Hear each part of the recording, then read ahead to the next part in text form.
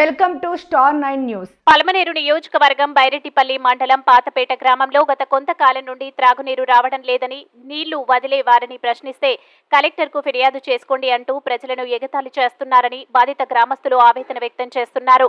కూలీ పనులకు వెళ్లే వాళ్ళం ఉదయం పూట వెళ్తాము. అప్పుడు నీరు లేకపోతే స్కూల్ పిల్లలకు, మాకు ఇంట్లో ఉండే పిల్లల నుండి పెద్దల వరకు ఇబ్బందులు ఎదుర్కొంటున్నామని అన్నారు. ఇకనైనా ప్రజాప్రతినిధులు దీనిపై స్పందించి మా గ్రామానికి త్రాగునీరు వసతి కల్పించాల్సిందిగా కోరారు.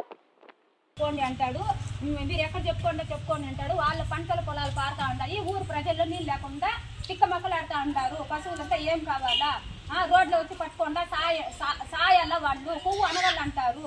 మేమేం చేసేది? ఇట్లా రాజకీయ నాయకులు పట్టుకొని మేము ఎట్లా ఉయ్యాలు ఊగేది? ఓట్లు మాత్రం కరెక్ట్గా అడుగుతారు, ఇంటింటికి వచ్చి అడుగుతారు. ఇట్లంతా వండుకొని జనాలు ఏం కావాలా, పిల్ల ఏం కావాలా?